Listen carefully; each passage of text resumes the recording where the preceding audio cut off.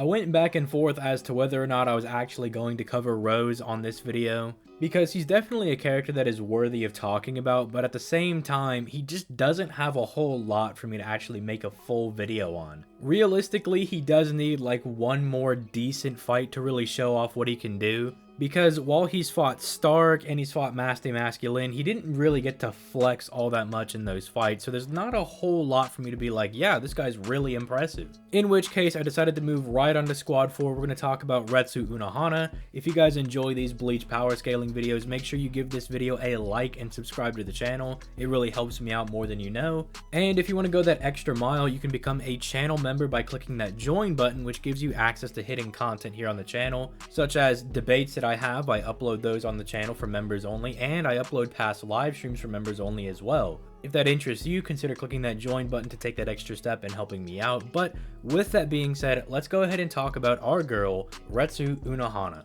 Unohana is a very odd character for me to cover though, because while I normally go through the different arcs and kind of talk about what they've done in every single arc, Unohana is not a combative character, at least not until the 1000-Year Blood War. In the Soul Society arc, she's really not doing a whole lot. She's kind of researching the tomfoolery that Aizen's getting into, as revealed towards the end of the arc when Aizen's like, huh, you're a really big brain for not falling for my Kyokatsuigetsu trick. But there's also a very odd line where Unohana says that she can't stand up to any of the other captains, which may have some modicum of truth to it. See, there's kind of a theory that there's two different Unohanas. There's the captain of Squad 4, the healer, who's kind of good with Kido, very good with healing, but not a super powerful combatant. But then there's the Kenpachi Unohana, who is somebody that is truly to be feared, a master of all forms of combat, the literal second coming of Jesus Christ herself, very powerful. But that might explain why Unohana says that she's not strong enough to stop some of the other captains once they start rebelling, because truthfully, as the healer Kido lady, she really isn't strong enough to stand up to anybody. And Kubo himself did say that he had planned on having this Unohana Kenpachi reveal be a thing ever since the jump of the series. So it's either Unohana trains and obviously gets stronger as the series goes on, which I don't really have a problem with that, or it's the fact that there are quote-unquote two different Unohanas, and the current healer one just truly isn't strong enough to stand up to any of these characters. But like I said, it's really hard to talk about how strong Unohana is because she doesn't get into a whole lot of combat, and she has statements like that where she's like, oh, I'm not like a super powerful captain or anything. You could also maybe argue that in that scene specifically, Unohana's more or less just trying to say that she and Isane shouldn't be focused on fighting because she wants to go investigate the whole Aizen thing. But a lot of her true power comes as the captain of Squad 4, like early on in the series, where she's just a very, very good healer. In fact, Shinji almost blatantly implies that her healing ability is on par with Orihime's, which there might be some validity to that, you know? Hiyori gets cut in half by Gin, and Unohana heals her to the point where she's like, I've completely restored her. Whether or not she wants to live is up to her, which, by the way, is a really raw scene, by the way. But she blatantly says if she wants to live, she has to have the willpower to live, because I've completely healed her at this point. There's nothing wrong with her. She also has some feats that are a bit better than Orihime's healing, in the fact that Orihime doesn't effectively recharge Ichigo's stamina when she heals him, but Unohana not only heals Ichigo, but refills his Ryatsu when she's healing him as they're running back to Fate Karakura Town. So there actually is some validity to Unohana being as good, if not better, than Orihime's healing ability, and Orihime literally brings people back to life. Which, I mean, looking on later on in the series, she kind of does do that with Kenpachi. She's literally killing him and then bringing him back to life. So suffice to say, even as the captain of Squad 4, you know, the normal healer Unohana, she's still exceptionally skilled and very powerful in her own right, without the need to get into combat or to fight anybody at all. And I personally think that's very commendable, although there are still characters that are terrified of Unohana, like say Shunsui and Jushiro, who, mind you, should have some knowledge that Unohana is actually the Kenpachi. I mean, Shunsui basically blatantly says that when he sends her to go train with Kenpachi. But people do forget that Shunsui and Jushiro are really, really old. They were kids whenever Yamamoto and Unohana were running around as like the Gote 13 members, and Yamamoto was still like kind of a middle-aged man at that point. So they're really, really old, and they likely remember what Unohana is capable of, so they actually do have a right to be afraid of her. It's not like, say, Ichigo, where Ichigo's like, oh, Unohana is like acting a little bit scary. Like, that's just kind of like an anime trope. But Shunsui and Jushiro still being afraid of Unohana does speak to her power, by the way.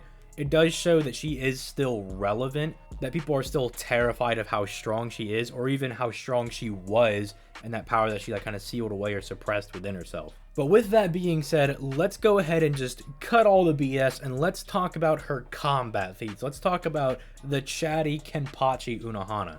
Now, this is where a lot of people are going to start coming out of the woodworks, because there is a huge movement of people that really think Unohana's the strongest captain in the 1,000-Year Blood War. Stronger than Yamamoto, despite the fact that we have data book statements saying that Yamamoto is still the strongest even with one arm. And the fact that Yamamoto says there hasn't been a Shinigami born within the last 1,000 years that's stronger than me, and then he says that's why I'm the captain commander of the Gotei 13, literally blatantly saying he's the strongest because he is the captain commander, right? Like, those go hand in hand. But for some reason, people think that Unohana is the strongest member of the Gotei 13 because while she's fighting Kenpachi, she says, I'm the strongest, stronger than anyone but you. And people seem to forget that characters like Yamamoto are dead at that moment. So if you take the statement as, yeah, I'm the strongest person alive right now except for you, Kenpachi, because she's making Kenpachi like ridiculously strong as they're fighting, then yeah, it makes sense. But if you try to use that to say that Unohana is stronger than Yamamoto, it's like that one statement up against two or more statements that Yamamoto has, plus the feats that he has, backing him up versus Unohana, right? So I just wanted to get that out of the way, like, right, just from the jump, that no, Unohana's not stronger than Yamamoto. That's not a thing. But she is still ridiculously strong. The fact that she's able to mollywop a basically full-bring arc Kenpachi, because that's basically, like, the full-bring arc is basically beginning of 1,000-Year Blood War. But the fact that she's able to mollywop that Kenpachi is ridiculous. Because if we just go through some of the things that Kenpachi's done in that, like, recent area of time, he beat the strongest Espada in Yami with some help from Byakuya, right? But Yami, as soon as he went into Zero, was saying that he was the strongest. Then he got a rage boost on top of that, and Kenpachi and Byakuya were still able to kill him, right? And even before he got the rage buff, Kenpachi was lopping off his limbs like it was nothing, right? He was doing it very casually. But then, even if you think that Ukiura is the strongest Espada, right? Even if you don't believe in the whole Yami thing, in the novel in between the Fake Karakura Town arc and the Fullbring arc, the Spirits Are Forever With You novel, Kenpachi fights an Arrancar named Sion Grants, who is stated by Uryu to have the exact same spiritual pressure as Full Hollow Ichigo, the one that fought Ukiura. And since it's Uryu making the statement, Uryu being the guy that was right there when Ichigo transformed, the same Uryu that got stabbed by that Ichigo probably has a good idea of how strong he is, makes that statement, and Kenpachi takes that dude out. Then he fights Asajiro, a previous Kenpachi, who looked at the fight between Kenpachi and Sion Grant and was like, dang, you guys are both trash. I'm way stronger than both of y'all. And then Kenpachi pulls up to that dude, puts two hands on his sword and chops him in half and kills him, right? And then goes about his life. Then in the Fullbring arc, right, or the beginning of the 1,000-Year Blood War, he kills 3 Stern Ritters very casually by himself, whereas most of the captains are struggling fighting 1 Stern Ritter. And then Unohana still murks that man like 5 times in a row.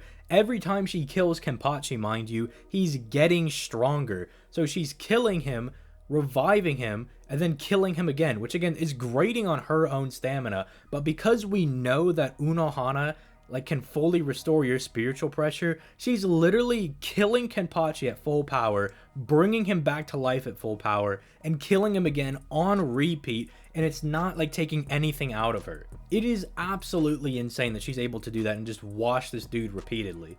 And just to close off, we'll talk about her Bankai now. 13 blades and the data book, all of that, they don't really extrapolate on her Bankai at all. So really the only thing we have to go off of is that when Kenpachi is fighting Unohana, he says that he's disintegrating. So that's probably what her Bankai does. Her Shikai heals people by like throwing it in the gut of this giant Minazuki monster. So her Bankai just disintegrates people. I guess it kind of makes sense because the Shikai uses Minazuki's like stomach acids and all of its innards to heal people, but then the Bankai like then turns that acid into a weapon and disintegrates people, or it like dissolves slash digests them or something.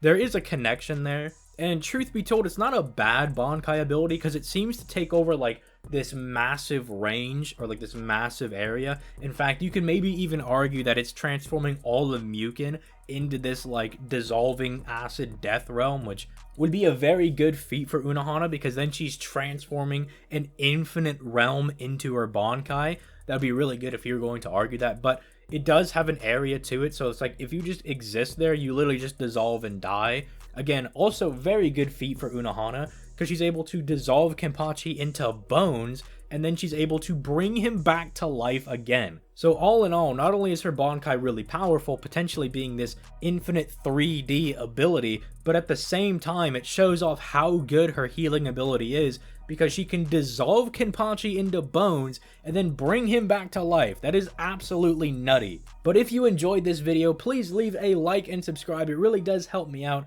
on our journey to 10K. We're getting pretty close. We're over halfway there, about to smash up on 7K. So, you know, help your boy out in his journey. If you really want to go that extra mile and help support the flow of content, you can become a channel member by clicking that join button. My Twitter and Discord are also linked down in the description. Go ahead and give that Twitter a follow and join that Discord that you can join there to debate other people, talk to me about my videos, all that good stuff. But with all that being said, I'm going to go ahead and get out of here. You guys have yourselves a nice day. Peace late, guys.